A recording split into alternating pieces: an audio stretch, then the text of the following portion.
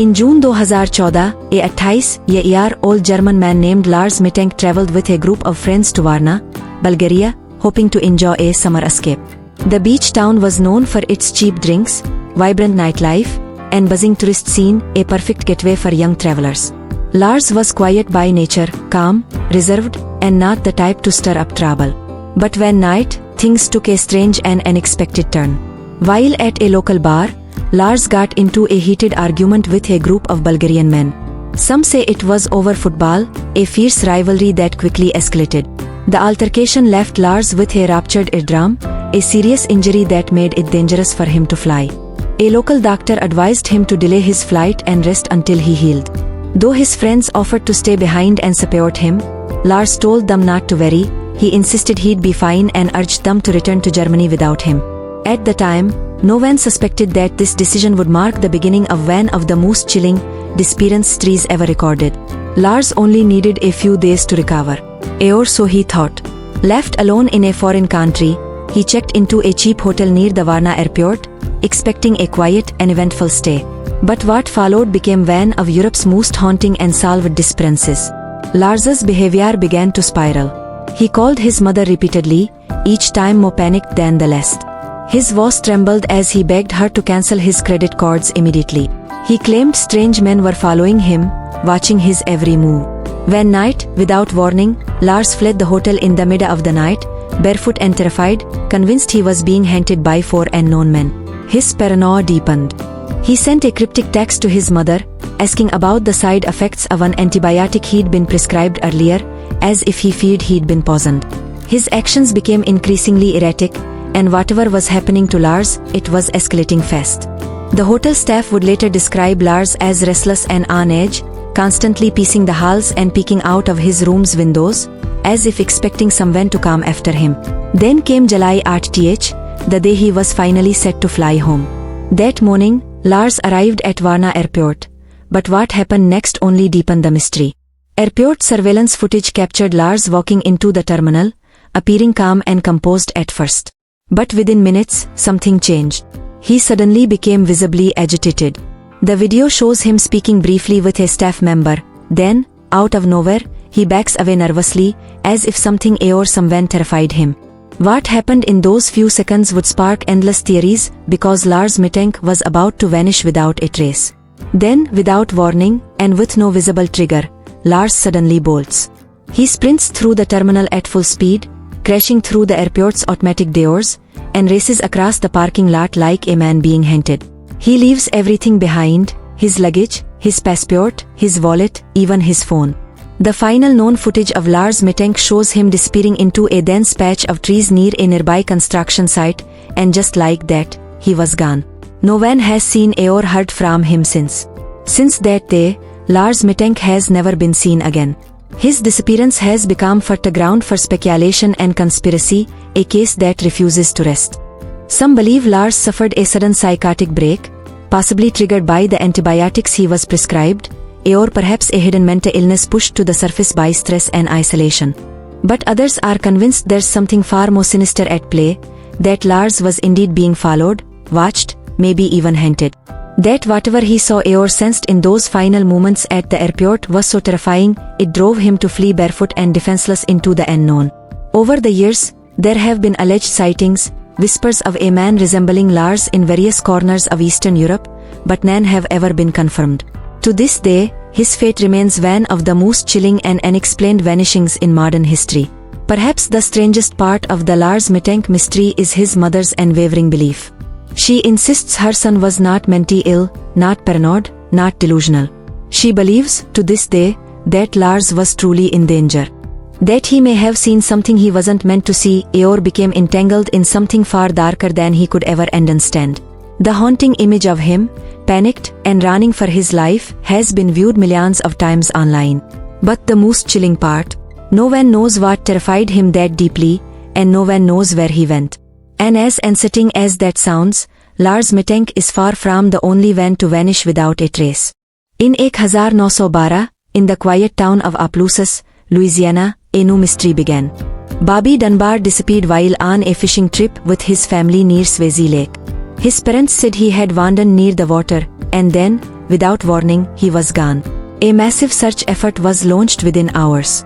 Hundreds of volunteers combed the area, dragging the lake, sweeping through the surrounding woods, and even detonating dynamite beneath the water, hoping the blessed might dislodge a trapped body from the muddy lake bed. But there was no sign of Bobby. It was as if the had vanished into thin air. The town of Opelousas was shaken to its core. For 8 long months, Bobby's disappearance became a local obsession, a mystery that haunted front porches, dinner tables, and church sermons alike. Everyone had a theory. Everyone hoped. But hope began to wither with each passing day until a strange twist changed everything. Then, in early 1913, nearly a year after Bobby vanished, a boy matching his description was discovered in Mississippi, traveling with a man named William Walters, a wandering handyman. Walters claimed he hadn't done anything wrong. According to him, the boy wasn't Bobby at all. He was the son of a woman named Julia Anderson, who had willingly placed the child in his care. But the Dunbars refused to believe it. They were certain the boy was their missing son. Walters was quickly arrested for kidnapping, and the authorities arranged a tense, emotional reunion between the child and Bobby's mother, a moment that would either confirm their hopes or deepen the tragedy. At first, the reunion was anything but certain. When Bobby's mother saw the boy, he didn't recognize her. He didn't run into her arms, didn't call out her name. In fact, witnesses claimed she hesitated, visibly unsure if the child standing before her was truly her son. But after spending just a few days together, her doubt seemed to vanish. She stepped forward, told the police and the press, "This is my boy. This is Bobby." And with that, the case was declared closed. Newspapers across the country celebrated the miracle. Bobby Dunbar found. William Walters was swiftly convicted of kidnapping and sentenced to prison. The boy, whoever he truly was handed over to the Dunbars and raised as their son for the rest of his life. But not everyone believed the story was that simple. But there was a problem, a big one.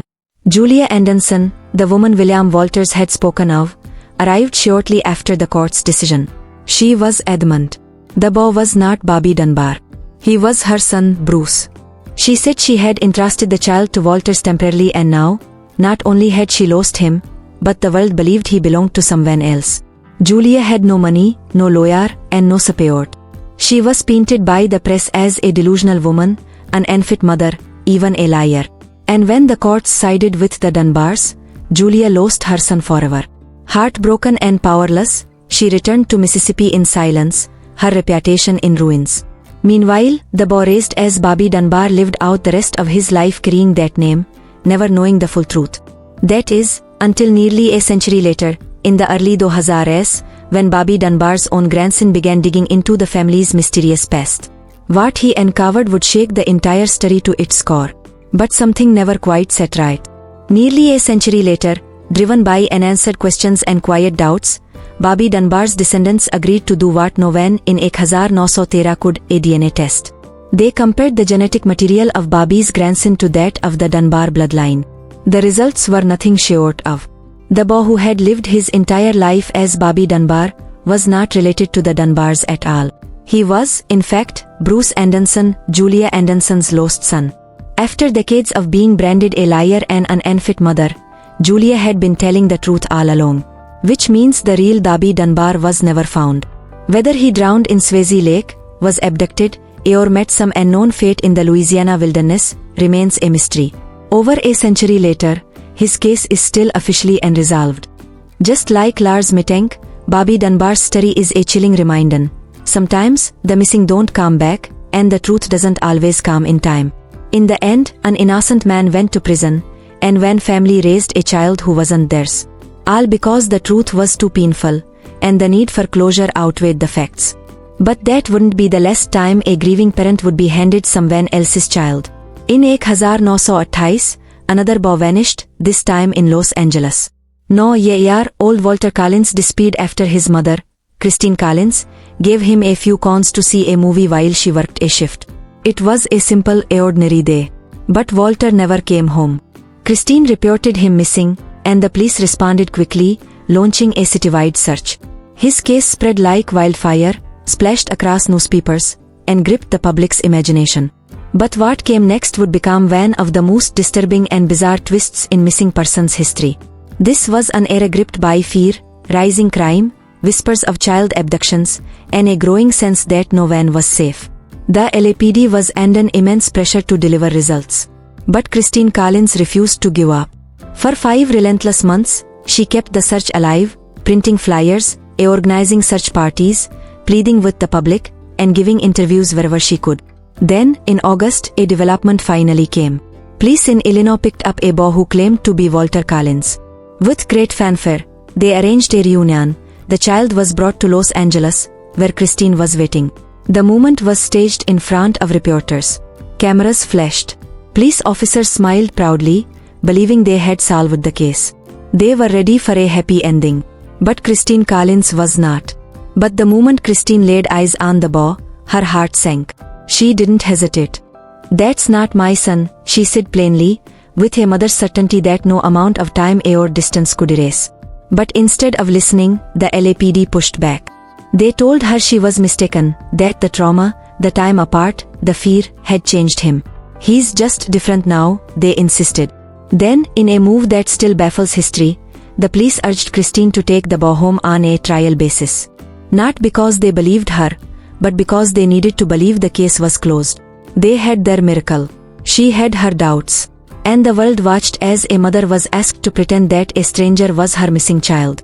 Reluctantly, and likely overwhelmed by the public pressure and the wall of authority around her, Christine agreed to take the boy home. But her heart never wavered. For 3 long weeks, she tried to live with the lie. She watched the boy, studied him, listened to his voice, and each day, she grew more certain. This was not her son. She returned to the LAPD, quietly but firmly, and said once again, "This is not my child." But instead of reopening the investigation, the police punished her. They labeled her delusional, unstable, and hysterical. They accused her of being a bad mother and willing to accept the truth. And then, they forcibly committed her to a psychiatric hospital, locked away for telling the truth. Meanwhile, the boy admitted that he wasn't Walter. His real name was Arthur, a runaway who had been pretending to be Walter Collins to get a free trip to California. He thought it might help him to meet his favorite actors. So, that meant the police had publicly reunited a grieving mother with a random child and then punished her when she didn't go along with the lie. That should have been the end of the story, but it gets darker. Around the same time, a Canadian man named Gordon was arrested for a string of murders on a chicken farm in Wineville, California. He had lured young boys to his property, imprisoned them, and eventually killed them. When authorities raided the farm, they found evidence linking to multiple victims.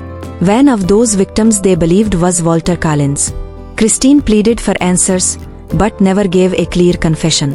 He was convicted for other murders, but the fate of Walter Collins remained unresolved. Christine spent the rest of her life trying to find out what happened. She never gave up, and the city of Los Angeles never formally apologized for what they did to her, for locking her away when she refused to accept the lie.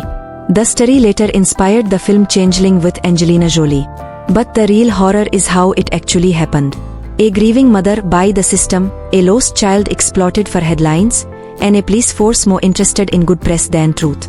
In August of 2008, a 24-year-old Canadian woman named Kayla Reid vanished from a small town in British Columbia. She had recently moved back in with her parents after going through a rough breakup and was trying to start over. One evening, she told her mother she was going to meet a friend at a coffee shop nearby. She left around 7:30 p.m. wearing a light hoodie and jeans, carrying her phone, but no purse. She never showed up for that meeting. Her phone went dark less than an hour later. What followed was an immediate and massive local search. Flyers went up and volunteers swarmed the forested areas around town. Search dogs found nothing, and there was no sign of foul play. No dropped phone, no torn clothing, no surveillance footage. It seemed Kayla had completely vanished. As expected, her parents were devastated.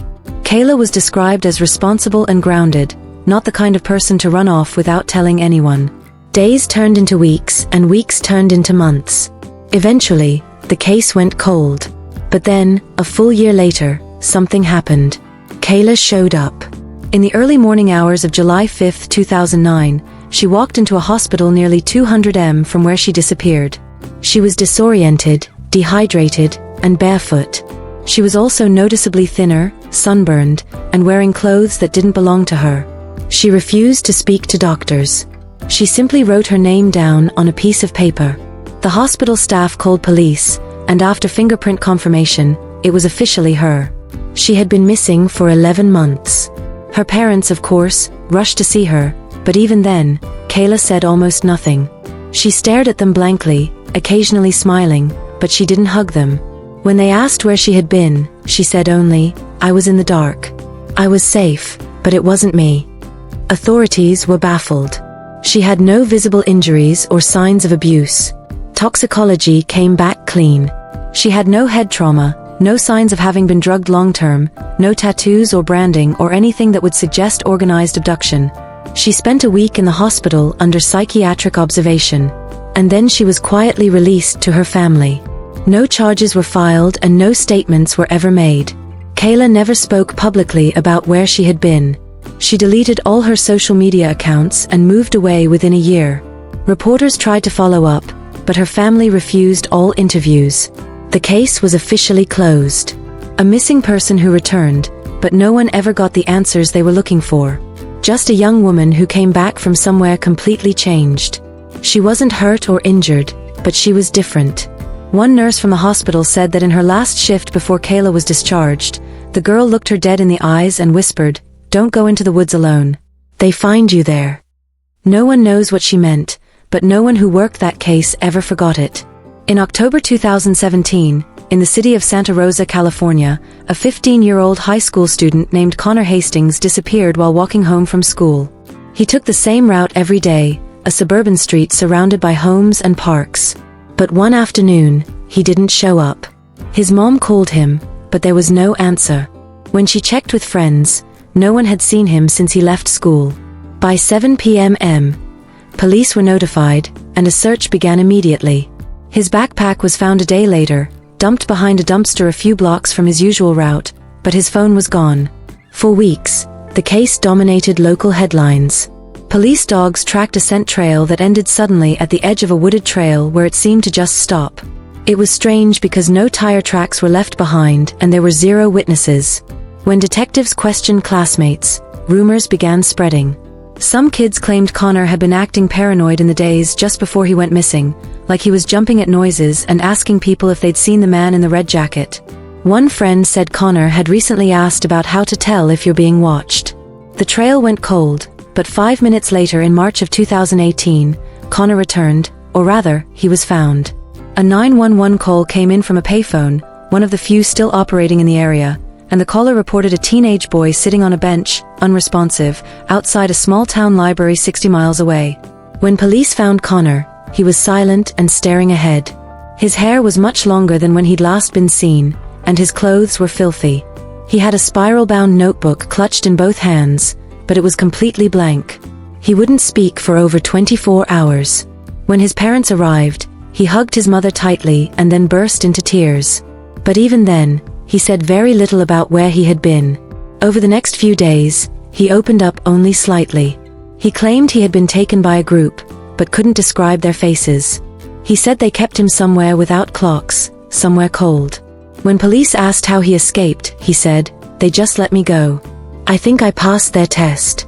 A month later, he gave one final statement before refusing to speak publicly again. He said, "There were others. I heard them. I wasn't the only one, but I might be the only one they gave back."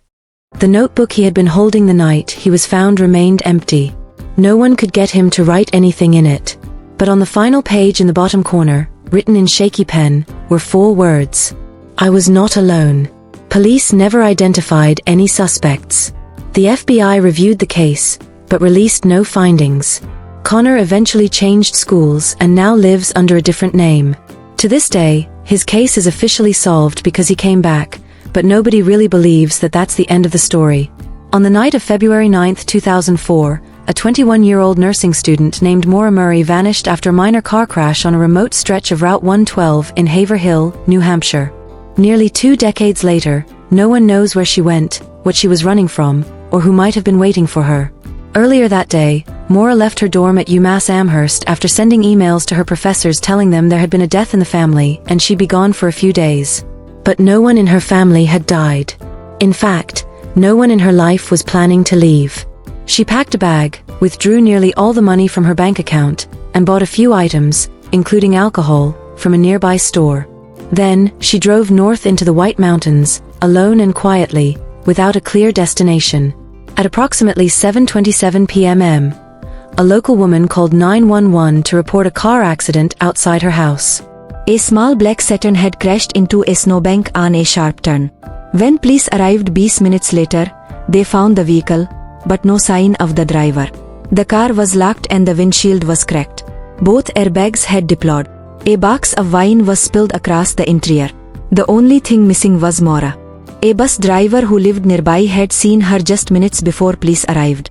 He stopped and spoke to her through the window. She looked cold and shaken but declined help. He drove off and called in the accident. But by the time the officers reached the scene, Maura had vanished. Not just walked away, vanished. Police dogs tracked her scent for about 100 yards up the road. Then it stopped abruptly. No footprints in the woods or any belongings left behind. It was like someone picked her up in a car just out of view. Her phone and credit cards were never used again. The bottles of alcohol she had bought, some were gone and some remained in the car. There were no obvious signs of foul play, but nothing added up.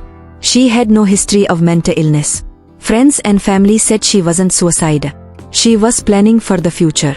And yet she was gone. In the years that followed, her case became one of the most obsessively followed mysteries on the internet.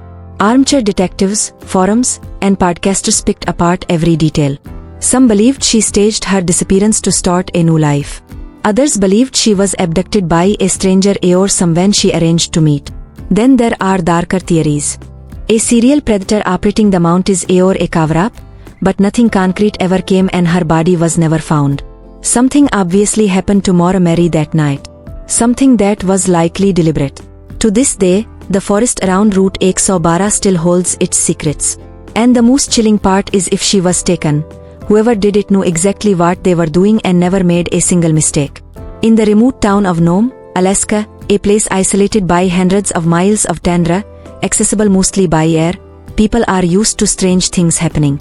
The winters are long and brutal, and the nights seem endless. But even there, among the quiet streets and howling wind, the disappearance of Rick Hills in 2004 is something people still whisper about. Not because it was the only one, but because of how it happened and what was left behind. Rick Hills was a 30-year-old electrician. Hardworking, quiet, not particularly social, but he was, by the people who knew him. He lived alone in a small cabin on the outskirts of town near the edge of the wilderness. It was not unusual a Nome to be that isolated. Many people preferred it. But Rick's case became more disturbing when it was discovered he wasn't the first one to go missing from that area. In fact, in the 10 years before he vanished, over 20 people had disappeared from Nome under similarly strange circumstances. The FBI would eventually investigate it as a pattern. But Rick's story was different, more personal and terrifying. On November 13, 2004, Rick failed to show up for work. His boss called him repeatedly to no avail. That evening, a coworker drove to Rick's cabin. His truck was there and the lights were off. It had snowed lightly that afternoon, but when they got closer, they noticed something strange. No footprints in or out of the cabin. It was like Rick had never left or returned. The coworker knocked, but there was no response. So, he walked around the property and saw that the back door was open. He called out and stepped inside. The place was undisturbed. The coffee pot was full and his cell phone was on the table, but there was no sign of Rick himself. The weirdest part was the bed was made, not like someone had just gotten out of it. The weird part was that the bed was made so neatly it looked as though no one had ever been in it. The coworker called the police and they searched the home. Then they searched the surrounding area and then the woods. They brought dogs, drones, helicopters, and still found nothing. Even with the light snowfall, there should have been some sign of direction, like a trail or blood or something, but there was no trace. The man walked out of his cabin with no coat, no boots, no keys, and simply just disappeared. The investigation didn't find foul play. He reportedly had no enemies or debts. Even his bank account was untouched, and his phone had not pinged a tower since the day before. But then 2 days later, something happened that the public wasn't told about until years later. A hiker about 30 miles north of Nome found something bizarre. A man's sock frozen into the mud of a game trail. Nearby, hidden under a thin layer of snow, was an old Polaroid photograph. It was dirty and crumpled, and its image nearly destroyed by the cold. But the outline was clear. It was Rick's cabin shot from the woods. The angle showed the living room window, and in the reflection was a face, but it wasn't Rick's. The photo was turned over to the police, but they never released it to the public. Years later, an officer who worked the case anonymously told the local journalist that it was the most disturbing thing he'd ever seen in his career, that the face in the reflection didn't look entirely human. He described it as off, like distorted, pale, the eyes too wide, and the mouth slightly open as if it had been caught mid-whisper, like someone caught staring who didn't expect to be seen as he described it. The area was searched again, but nothing was found, and no further signs of Rick. Locals started calling it the Watcher, saying something in the woods had been taking people. The disappearances dated back decades. Natives had legends about the Dark Man, a thing that lived between the trees and came out at night. When the FBI eventually got involved, they said the disappearances were likely due to weather, accidents, and alcohol. But not Rick. People close to the case knew better. They knew it wasn't weather and it wasn't a misadventure. Rick was used to those woods. He wouldn't have wandered out barefoot without a jacket in sub-zero temperatures. He would not have left his door open, and he wouldn't have vanished without a single track in the snow. To this day, Rick Hills has never been found. Some say it was just a tragic accident. Others say Rick saw something he shouldn't have, something that was watching.